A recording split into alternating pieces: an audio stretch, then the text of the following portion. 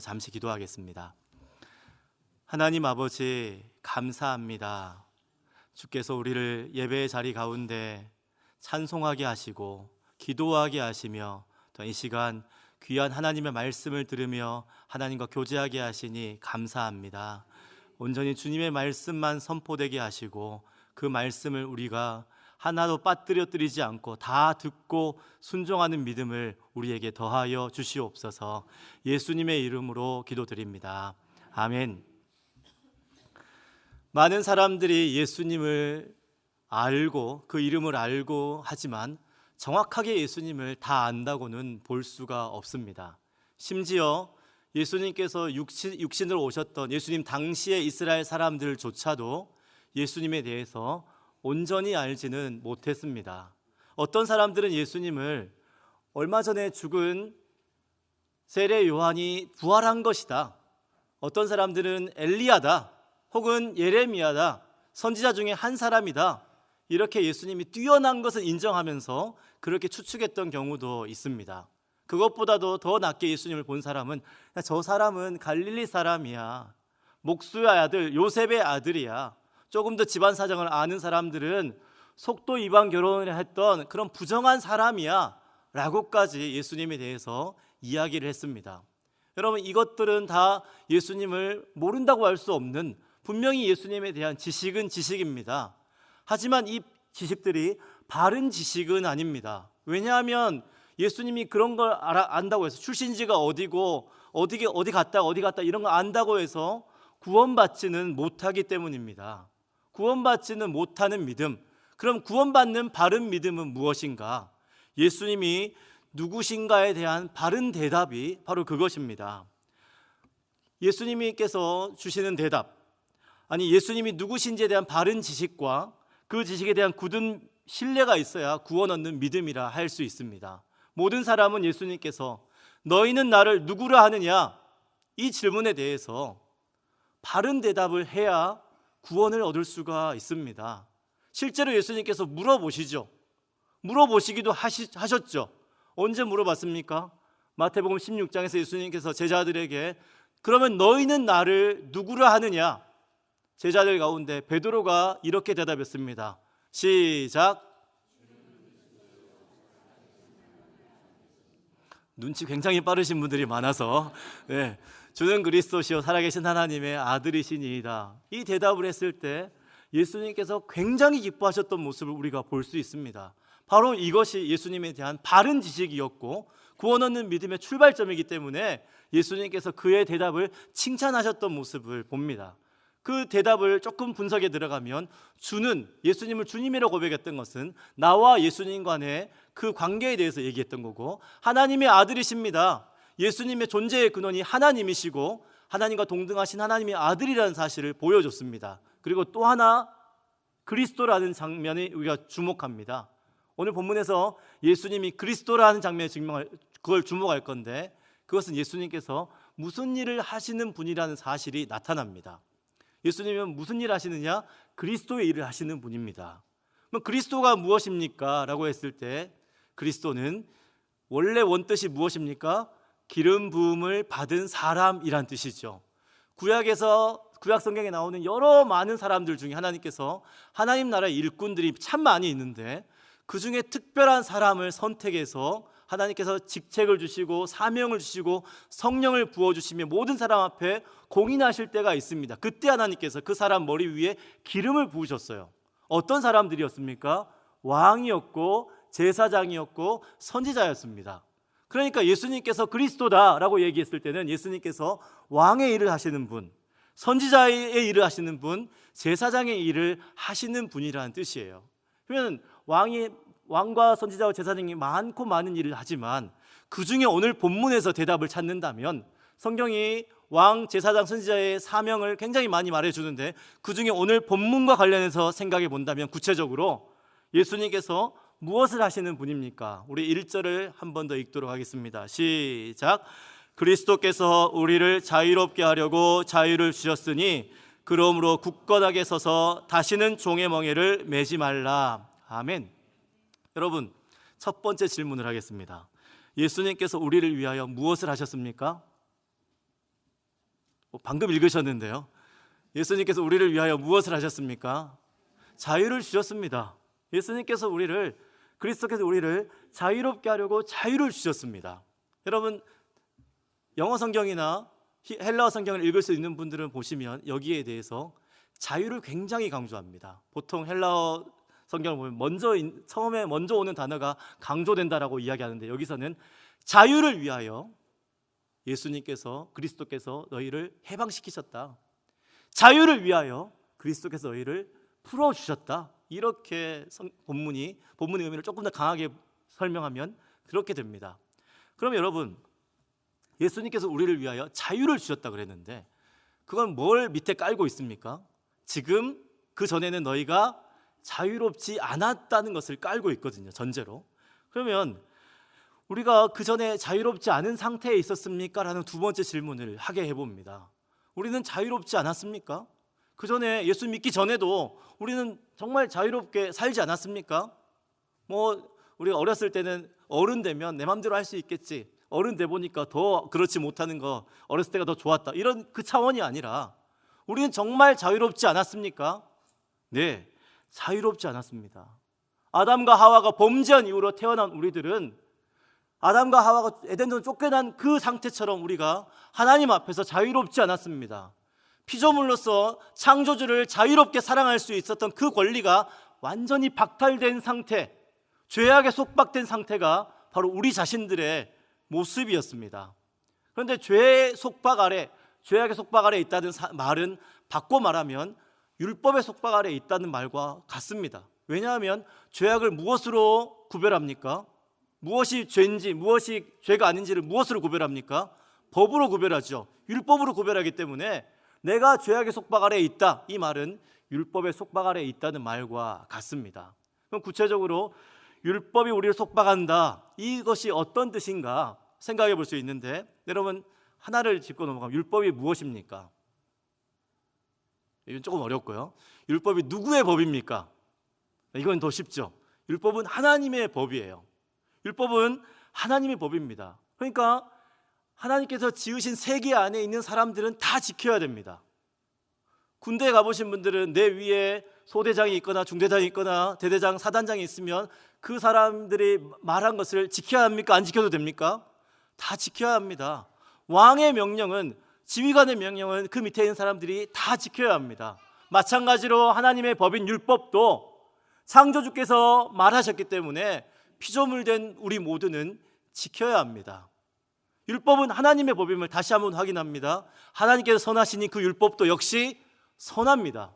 선하신 하나님에게서 선하지 않는 법이 나올 수가 없습니다. 그래서 하나님의 법은, 율법은 선한데, 그러면 율법이 우리를 속박한다, 선하신 하나님의 율법이 우리를 속박한다, 누구에게 문제가 있는 겁니까? 우리에게 문제가 있다는 사실을 우리가 생각해 보죠. 우리의 문제는, 율법에 대해서 우리의 문제는 무엇이냐? 우리가 율법을 항상 100% 온전하게 지킬 수가 없다는 점입니다. 아니, 내가 정말 완벽한 사람은 아니어도 최선을 다해서 건강하게 살려고, 건전하게 살려고 노력했는데 내가 율법을 지키지 못했다니, 이렇게 혹여나 생각할 수 있는 사람이 있습니다. 그래서 네 번째, 우리가 정말로 율법을 어겼는가? 만약 어겼다면 무슨 율법을 어겼는가라는 질문을 하나님 앞에 해볼 수가 있습니다. 여기에 대해서 우리가 예수님의 말씀을 인용할 수 있어요. 마가복음 12장 29절부터 31절 말씀, 예수님께서 율법을, 구약의 그 많은 율법을 요약하시는 장면인데 무엇으로 요약하시느냐? 마가복음 12장 29절부터 31절, 주 곧 우리 하나님은 유일한 주시라. 내 마음을 다하고 목숨을 다하고 뜻을 다하고 힘을 다하여 주 너의 하나님을 사랑하라 하신 것이요, 둘째는 이것이니 내 이웃을 내 자신과 같이 사랑하라 하신 것이라. 아멘. 예수님께서 구약의 율법을 하나님 사랑, 이웃 사랑으로 이렇게 요약해 주셨는데, 그게 온 율법과 선지자의 강령이라고 선언해 주셨는데, 거기에 비추어 보니까, 그 사랑의 명령에 비추어 보니까 내가 하나님을 항상 온전히 사랑하지 못하고 있던 것을 발견합니다. 내가 내 이웃을 내 몸과 같이 온전히 사랑하지 못하고 있던 것도 굉장히 쉽게 발견합니다. 저 별까지 따다 줄게 했던 아내와의 약속도, 정말 귀하게 보이는 아들에 대한 사랑도, 딸에 대한 사랑도, 그 크신 어머니 아버지에 대한 사랑도 나는 온전히 하지 못합니다. 하나님보다 나를 더 사랑한 것은 말할 것도 없고, 다른 사람들보다, 다른 사람 입에 들어가는 것 기쁠 때도 많이 있지만 내 입에 들어가는 것, 다른 사람 누리는 것보다 내가 더 누리는 것, 훨씬 더 좋아하는 나의 이기적인 모습을 확인하게 됩니다. 그래서 예수님께서 요약하신 하나님 사랑, 이웃 사랑, 온 힘, 온 목숨 다하는 그 사랑의 명령에 비추어 봤을 때 내가 하나님 명령을 온전히 지키고 있다라고 할 수 있는 사람은 단 한 명도 없습니다. 우리가 이렇게 하나님의 율법에 비추어 봤을 때 율법을 어긴 죄인이라는 것을 확인하게 되는데, 여러분, 율법을 어긴 죄인이면 어떻습니까? 잘 먹고 잘 살면 그만이지 라고 할 수 있는 생각을 가질 수가 있습니다. 그러면 그 다음 질문은, 율법을 어긴 죄인은 어떻게 되느냐? 여러분, 율법을 어긴 사람은 죄인이라는 칭호를 받게 됩니다. 수많은 율법 중에 하나만 어겨도 죄인이 됩니다. 그렇지 않습니까, 여러분? 아주 많은 법 중에 딱 하나, 예를 들면 살인죄를 어겼을 때 그 사람을 뭐라고 얘기합니까? 여러분, 뭐라고 얘기합니까? 살인자라고 얘기하죠. 살인죄를 범한 죄인이라고 얘기하고 그 죄인을 잡아서 처벌해야 된다고 우리가 모두가 생각합니다. 마찬가지로 하나님의 법에서도 그렇습니다. 하나님의 그 많은 율법 가운데에서 단 하나, 단 1회, 단 한 번 어기는 그 사람도 하나님 보시기에 죄인이라는 칭호를 받게 됩니다. 여러분, 죄인이면 어떻습니까? 잘 먹고 잘 살면 되는 거지 라고 생각할 수 있는데, 죄인이 가지고 받는 불이익이 하나 있습니다. 그 여섯 번째 질문, 죄인에게 어떤 불이익이 있습니까? 여러분, 질문을 한번 읽어볼까요? 시작. 죄인에게 어떤 불이익이 있습니까? 죄인에게 불이익은 딱 하나 있습니다. 하나님의 진노를 받게 됩니다. 죄인이어서도 경제적으로 잘 먹고 잘 살 수 있습니다. 100살 좀 넘어서까지 100살, 101살 이렇게까지 장수할 수 있습니다. 하지만 죄인이 받는 것은 딱 하나 있는데, 하나님의 진노를 받게 됩니다. 하나님의 진노는 영원한 죽음의 형벌입니다. 그냥 단시간도 아니고 영원한 죽음의 형벌을 죄인이 받게 됩니다. 하나님께서 율법을 이렇게 주시고 안 지키는 사람들에게 좀 놔둘 수 있는 거 아닙니까? 세상 보면 놔두는 것처럼 보이는 사람도 있는데 그럴 수 있지 않습니까? 그렇지 않습니다. 여러분, 우리 하나님은 율법을 지키라고 명령만 말만 하시고 안 지키는 자들을 그냥 솜방망이로 처벌하지 않는 그런 하나님이 아니십니다. 하나님은 신실하신 하나님이셔서 말씀을 하신 것을 꼭 지키십니다. 그래서 하나님께서 주의 말씀을 사랑하고 쫓는 자에게 하나님께서 순종하는 자에게는 복으로 주시고 불순종하는 자들에게는 저주로 주시는 것이 하나님의 신실하신 모습입니다. 그리고 그 하나님의 법을 어긴 자가 도망할 수 있느냐, 그 진노를 소나기만 피하면 된다라는 식으로 피할 수 있느냐, 그 가능성이 없다는 것을 우리가 압니다. 하나님의 진노에 대해서 도망하거나 숨거나 피할 수 있는 죄인 단 한 명도 없습니다. 우리가 요나 선지자의 글을 읽으면서 볼 때, 요나 선지자가 하나님께서 니느웨로 가라 그랬을 때 가기 싫어가지고 다시스로 가는 배를 탔습니다. 배에서도 가장 밑바닥, 배 밑창에 가서 이불 뒤집어 쓰고 잠을 잤는데, 그걸 하나님께서 보셨습니다. 아셨습니다. 그리고 그에게 징벌을 하시는 모습을 우리가 요나서를 통해서 분명히 보고 있지 않습니까? 그건 뭡니까? 바다 끝에 가도 하나님께서 다 보고 계신다, 그 모습을 보여주고 계십니다. 도망갈 수 없는 죄인, 하나님의 진노의 형벌 그 하나를 받게 됩니다. 분명히 받게 되는데, 이것이 바로 율법에 우리를 얽매는 속박이고, 오늘 갈라디아서 5장 1절의 표현으로는 종의 멍에라고 불리는 그런 것들을 죄인이, 율법을 하나라도 어긴 죄인이 받게 되는 비참한 상황이 됩니다. 이왕 율법에 주는 속박에 빠졌어요. 죄인이 빠질 수밖에 없어서 빠졌습니다. 그렇다면 거기서 나오면 되는 거 아닙니까? 거기서 나오면 되는 거 아닙니까? 라는 생각을 할 수 있습니다. 여러분, 죄인이 율법의 속박에 빠지고 스스로 나올 수 있습니까? 없습니다. 그게 불가능해요. 왜냐하면 요셉이 형들에 의해서 구렁텅이에 빠진 것처럼 그 율법의 속박의 구렁텅이가 너무 깊기 때문입니다. 그 구렁텅이 나온 다음에 그것을 메워서 나와야 되는데, 그 메워서 나올 수 있는 거리가 무엇이냐? 하나님의 의를 만족시켜야 되는 죄값을 치러야 됩니다. 근데 그 죄값이 굉장히 비싸요. 내가 가지고 있는 돈을 탈탈 털어서도 안 됩니다. 적선을 해서 내 선을 뭔가 쌓아가지고 그걸 쌓아서 구렁텅이에 빠져나올 수 있다? 불가능합니다. 인류 역사상 이 시도를 많이 했었어요. 교회 역사에서도 이걸 했었습니다. 중세교회에서는 면죄부나 이런 것들을 만들어서 범죄에 대한 하나님의 징벌을 피할 수 있을까 아이디어를 냈습니다. 교황의 이름으로, 교회의 이름으로, 가장 인간 세상에서 높은 권위의 이름으로 시도해봤습니다만 실패했습니다. 불가능합니다. 하나님의 법인 율법을 어긴 죄값은 생명이기 때문입니다. 그 생명값을 무엇으로 치릅니까? 생명으로밖에 치를 수가 없습니다. 여러분, 어떻게 율법을 어긴 죄값이 생명이냐? 최초의 율법을 받았던 아담과 하와를 생각해 보면 됩니다. 하나님께서 아담과 하와에게 에덴 동산을 주시면서 이 동산 모든 나무의 열매를 너희가 따먹을 수 있다. 그러나 동산 중앙에 있는 나무의 열매를 먹지 말라. 먹는 날에는 정녕 너희가 죽으리라. 여기서 우리가 확인합니다. 하나님 명령을 어기는 것이 뭐 징역 1, 2, 3년도 아니고 벌금 1, 200불도 아니고 목숨값이구나. 하나님께서 범죄한 자의 생명을 취하시는구나. 형벌로. 이 모습을 확인할 수 있습니다. 에스겔서 18장 4절, 모든 영혼이 다 내게 속한지라 아비의 영혼이 내게 속함같이 아들의 영혼도 내게 속하였나니 범죄하는 그 영혼이 죽으리라. 하나님께서 에스겔 선지자를 통하여 다시 한번 그 말씀을 증언해 주셨습니다. 죄의 삭은 사망입니다. 생명으로 그 죄의 값을 치러야 합니다.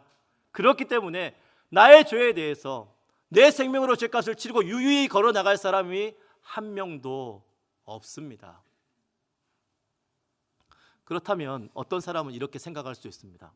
한 번이라도 율법을 범한 사람은 죽음의 형벌이 영원히 있기 때문에, 빠져나올 수 있는 형벌이기 때문에, 그러면 내가 이왕 죄를 지었으니까 한 번 지으나 100번 지으나 이왕 베린 몸이니까 그냥 끝까지 죄 지으면서 가자라고 혹시 생각할 수 있습니다. 근데 성경은 분명히 그 말씀이 무엇이라 얘기하느냐? 한 번이라도 죄를 지어서 하나님의 형벌을 받는 것, 이것은 맞다. 그러나 그렇다고 해서 계속 죄를 짓는 것, 이것은 사탄이 주는 마음이다. 사탄이 주는 아이디어라는 거죠. 왜냐하면 하나님이 주는 마음은 죄를 미워하는 마음입니다. 어쩔 수 없으니까 그냥 끝까지 가서 죄 짓자, 이 마음이 아니라 죄를 지은 것을 알면 그 죄를 미워하고 통회하고 하나님 앞에 내가 잘못했습니다 라고 간절히 용서를 비는 것이, 그 죄를 그치고 하나님 앞에 나아가는 것이 하나님께서 주시는 마음이기 때문입니다. 아니, 형벌하신 하나님인데 하나님이 죄를 그치라고 하신다고요? 네, 그렇습니다. 왜냐하면 이미 죄를 지어서 그 죄의 속박의 상태를 빠져나올 수 없는 죄인에게, 스스로 빠져나올 수 없는 죄인에게 하나님께서 다른 방법, 너는 아니지만 다른 방법으로 빠져나올 수 있는 길을 제시해 주셨기 때문입니다. 하나님께서 소망 없는 죄인에게 소망을 주셔서, 이 소망을 주셨다는 사실이 바로 하나님께서 죄를 미워하신다는 그 증거가 되겠습니다. 그렇다면 9번째로 생각을 해볼 건데, 여러분 몇 번까지 있으신지? 16번까지 있습니다. 참고로 궁금해하실까 봐 16번까지 있는데 벌써 반 오셨어요. 16번까지 있는데 그중에 9번째 질문을 한번 읽어보도록 할까요? 시작.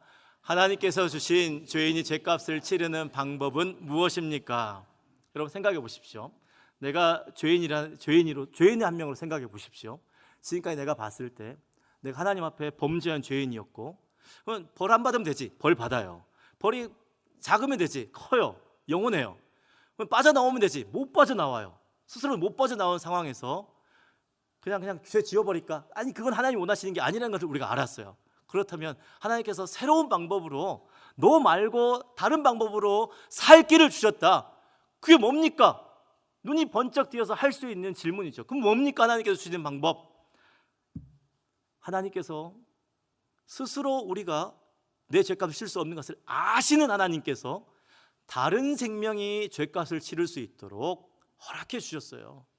바로 이게 놀라운 방법입니다. 나는 불가능한데 다른 생명이 나의 죄값을 치를 수 있다는 대속의 원리가 하나님께서 주신 구원의 방법입니다. 바로 구약에 나와 있는 제사법, 레위기 1, 2, 3, 4, 5장에 보면 나오는 그 번제니 속건제니 화목제니 이런 그 어려운 그 제사법이 바로 하나님께서 주신 은혜의 통로입니다. 여러분, 구약의 제사법을 보면 어떻습니까? 죄인이 소나 양이나 비둘기 가져와서 거기에 안수해서 내 죄를 트랜스퍼 시키고 전가시키고, 나는 죄가 없어진 상황, 얘가 대신 죄를 뒤집어 쓴 상황, 억울하게 얘가 옆에 있던 애가 가만히 있다가 내 죄 뒤집어 쓰고 죽임 당했을 때, 그때 나는 얘는 죽고 나는 사는, 거룩하신 하나님께 이제 내가 나갈 수 있는, 죄인인데 죄값을 대신 치러줬기 때문에 나갈 수 있는 그런 은혜를 하나님께서 제사법을 통해서 보여주십니다. 그러니까 하나님께서 다른 짐승이 나를 위해 죽는 그 대속의 원리를 통해 내가 사는, 그게 바로 발생하는 거죠. 은혜가 발생하는 거죠. 그럼 우리가 여기까지 9번까지 오신 분이라면 10번의 질문을 생각해 보게 됩니다. 그러면 나는 이제부터 뭘 찾으면 되겠다? 10번 질문 시작. 나를 대신할 짐승을 구하면 됩니까? 그렇죠, 여러분. 원리가 그렇잖아요. 나 대신 죽어줄 짐승을 찾으면 나는 게임 오버 아닙니까? 그냥 나는 열심히 죄를 지어도 얼마든지 짐승이 많이 있으면 나는 하나님 앞에 구원받아 나갈 수 있는 것 아닙니까? 아닙니다. 그게 아닙니다. 짐승은 한 번의 죄만 속죄할 수 있고 사람의 모든 죄를 근본적으로 다 속죄할 수가 없습니다. 다시 에덴 동산의 현장으로 가면 하나님께서 아담과 하와가 범죄했을 때 누가 죽습니까? 아담과 하와가 죽죠. 사람이 죄를 지었을 때 사람의 생명을 취하세요.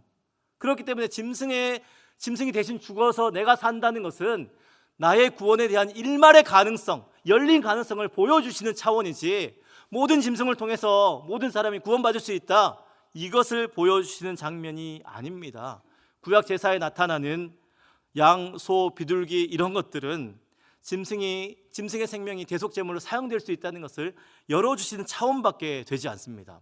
만약에 여러분, 여기 나왔던 이 양, 소, 이 비둘기 이것들이 우리의 죄를 다 대속해 줄 수 있다면 어떤 일이 벌어질까요? 한번 상상해 보시겠어요? 어떤 일이 벌어지겠습니까? 짐승을 구하지 못한 사람들이 굉장히 많아질 겁니다. 여러분, 소 한 마리 잡았고 내가 천국 갈 수 있다면 그 소값이 얼마나 되겠어요? 양 한 마리 잡고 내가 영원히 천국에 갈 수 있다면 그 양 한 마리의 가격이 얼마나 되겠습니까? 이 세상에서 서러운 것 중에 하나가 돈 없는 게 서러운데, 세상에서 돈 없이 사는 것만 서러운 게 아니라 영원히 천국에 갈 수 없다는 영원한 서러움에 거한다면 이게 도대체 얼마나 큰 서러움이 되겠어요? 하나님의 나라는 그런 나라가 아닙니다. 하나님의 나라는 물질로 좌지우지되는 그런 나라가 아닙니다. 그렇기 때문에 하나님께서 일단 이것을 멈춰주셨고, 또 한 생각해 볼 것은 양, 소, 비둘기가 없는 지방의 사람은 뭐가 됩니까? 극지방에 있는 사람이거나 태평양의 어느 외딴 섬에 있는 사람들이라면 혹시 그 섬 안에 혹은 극지방에 양, 소, 염소가 없을 가능성이 있거든요. 그럼 수입하기 전에는 구원 못 받습니까? 그런 아이러니한 상황이 되는 거죠. 하나님께서 율법을 주신 것은 사람이고 그 율법의 책임을 물으시는 것도 짐승이 아니라 사람입니다. 그래서 율법을 어긴 사람에게 하나님께서 책임을 물으시기 때문에 나를 대신할 짐승을 아무리 많이 구해도 그것은 나의 구원을 위해서는 불가능하다. 그러면 여기까지 오면은 조금 더 지혜로우신 분들은 나를 대신할 짐승을 구할 수 없다면, 짐승이 사람 생명을 대신하지 못하니까 사람으로 대신하면 되겠다라는 생각을 하게 됩니다. 타당성에 있는, 좀 잔인해 보일 수 있지만 타당성이 있는 질문이에요. 또한 그렇게 생각할 수 있습니다. 내가 너를 위해 대신 죽고 네가 영원한 천국에 갈 수 있는 방법이 있지 않을까? 사랑하는 부모님이나 사랑하는 남편이나 아내나 사랑하는 자녀를 위해서, 혹은 사랑하는 어떤 사람을 위해서 내가 대신 죽어줄 수 있겠다라는 생각을 혹여나 할 수가 있습니다. 더 나쁜 사람들은 너를 죽이고 내가 대신 살겠다라고 하는 마음도 사실은 품을 수 있습니다. 가능합니까? 불가능합니다. 이게 성경의 대답입니다. 왜 불가능합니까? 우리 모두가 죄인이기 때문에 불가능합니다. 여러분, 죄값을 치러야 된다 그랬는데 파산한 사람이 다른 사람의 빚을 갚아줄 수 있습니까? 불가능합니다. 나한테 돈이 없는데 옆에 사람의 빚을 갚아줄 수 있습니까? 불가능합니다.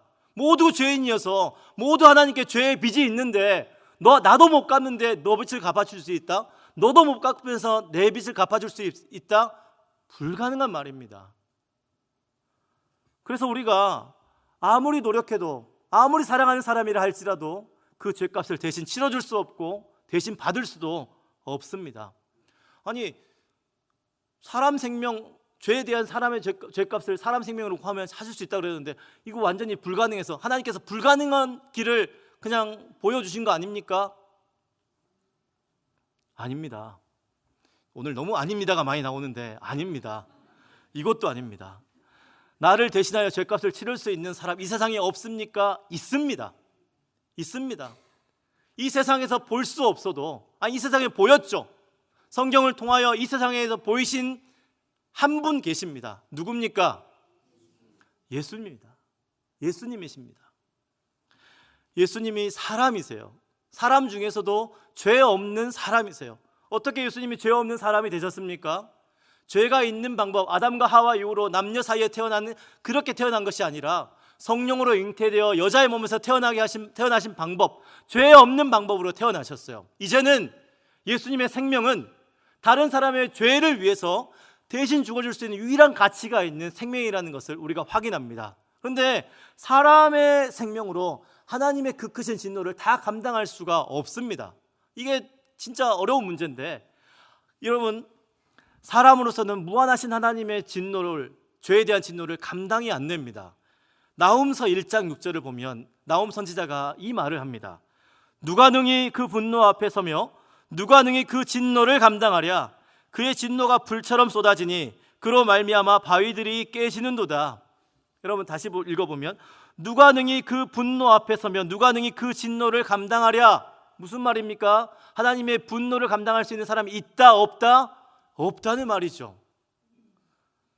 죄에 대한 하나님의 진노는 너무 커서 유한한 사람보다 훨씬 크기 때문에 사람이 아무리 죽어도 하나님의 진노를 다 커버할 수 없다, 그 말입니다. 그래서 나의 죄를 대신 죽어줄 그 대속자는 의로운 사람인 동시에 하나님이셔야 되는, 하나님의 진노를 감당할 수 있는 하나님이셔야 합니다.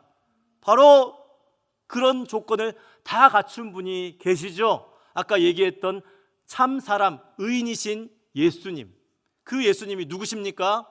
하나님의 아들 하나님이시죠. 바로 여기에서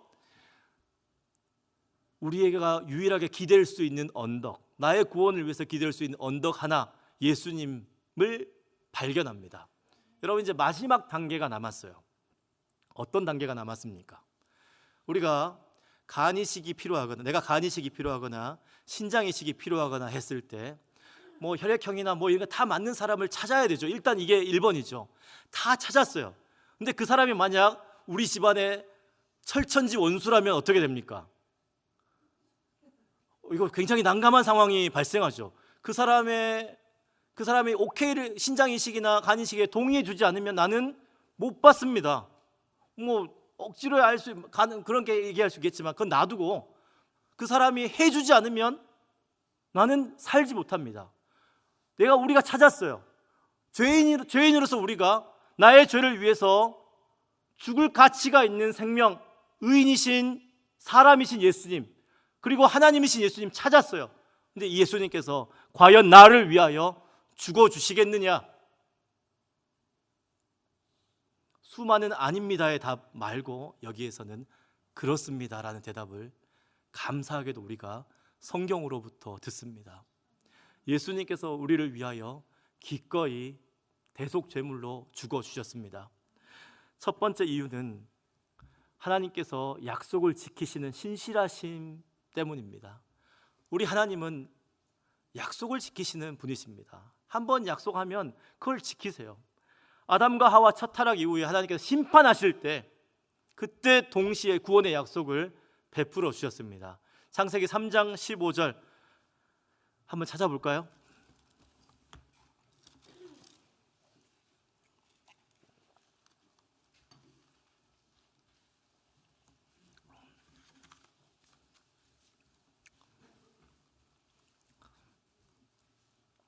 창세기 3장 15절의 말씀 시작. 내가 너로 여자와 원수가 되게 하고 내 후손도 여자의 후손과 원수가 되게 하리니 여자의 후손은 내 머리를 상하게 할 것이요 너는 그의 발꿈치를 상하게 할 것이니라 하시고 아멘. 이 약속대로 첫 번째 심판에 있을 때 회복의 약속, 구원의 약속을 하나님께서 주셨는데 이 약속을 예수님께서 이루어 주셨습니다. 이루셨습니다. 약속대로 여자의 후손으로 오셔서 뱀의 후손인 사탄의 세력을 강하게 이기시는 그 모습을 십자가에서 보여주셨습니다. 동시에 하나님의 신실하심 때문에 예수님께서 오셨고 또한 예수님께서 왜 오셔서 죽으셨느냐? 하나님의 지극히 크신 사랑 때문입니다. 요한복음 3장 16절 말씀 이건 안 찾아도 되겠죠. 시작. 하나님이 세상을 이처럼 사랑하사 독생자를 주셨으니 이는 그를 믿는 자마다 멸망하지 않고 영생을 얻게 하려 하심이니라. 아멘. 바로 우리의 죄보다 하나님의 사랑이 더 크시기에 우리의 죄보다 하나님의 사랑이 더 크시기에 그 크신 사랑을 하나님께서 이기지 못하여 구원의 계획을 하나님께서 계획하셨고 예수님께서 내려오시고 죽으시고 부활하심으로 그 계획을 실행하셨습니다. 여러분, 하나님께서는 우리를 비참한 가운데, 죄의 비참한 가운데 내버려 두실 수가 없었습니다. 사랑 때문에. 아담과 하와를 쫓아내실 때에도, 에덴 동산에 쫓아내실 때에도 가죽옷을 지어 입히시는 그 긍휼을 보여주시지 않았습니까?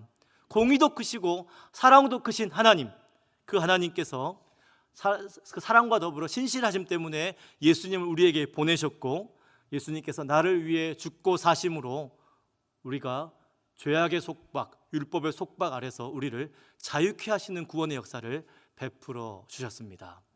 그렇다면 예수님께서 이렇게 구원의 은혜를 자유케 하는 역사를 베풀어 주셨다면 그러면 우리는 가만히 앉아서 그거 받아 먹기만 하면 됩니까? 안 됩니다. 이것은 아닙니다. 어떻게 우리가 예수님의 구원에 참여할 수 있습니까? 그냥 내 맘대로 살다가 구원의 은혜를 받을 수 있습니까? 아닙니다. 어떻게 구원의 은혜를 받을 수가 있습니까? 오직 예수님을 믿을 때, 예수님을 그리스도라 믿을 때, 그때에만 비로소 우리가 구원의 은혜를 받게 됩니다. 15번, 다른 조건이 필요합니까? 다른 조건은 필요 없습니다. 성경 말씀 곳곳에서 사도행전 16장 31절 이르되 주 예수를 믿으라 그리하면 너와 내 집이 구원을 얻으리라. 요한일서 4장 15절 누구든지 예수를 하나님의 아들이라 시인하면 하나님이 그의 안에 거하시고 그도 하나님 안에 거하느니라. 오직 예수를 믿는 이것으로 통하여 하나님의 독생자를 영접하는 이 믿음을 통하여만, 그리스도를 믿는 믿음을 통하여만 우리가 구원을 받을 수가 있습니다. 너희는 나를 누구로 아느냐? 주는 그리스도이십니다 라고 하는 이 신앙 고백을 통하여만 모든 사람이 구원을 받을 수가 있습니다. 그러면 마지막 질문, 구원받은 사람, 예수님을 그리스도로 믿고 구원받은 사람은 어떻게 살아가야 합니까? 오늘 본문 말씀으로 돌아가 보도록 하겠습니다. 갈라디아서 5장 1절의 말씀 한 목소리로 읽도록 하겠습니다. 시작. 그리스도께서 우리를 자유롭게 하려고 자유를 주셨으니 그러므로 굳건하게 서서 다시는 종의 멍에를 매지 말라. 아멘. 우리는 이미 종의 멍에를 우리를 얽어맸던 종의 멍에가 깨져 있는 상태입니다. 예수를 믿는 성도들에게는 이게 깨져 있어요. 예수님이 다 깨셨어요. 그리고 자유함을 주셨습니다. 자유함을 주셨을 때 예수님께서 다시 돌아가지 말라. 너 스스로 내가 풀어줬는데 다시 너를 스스로 얽어매지 말라.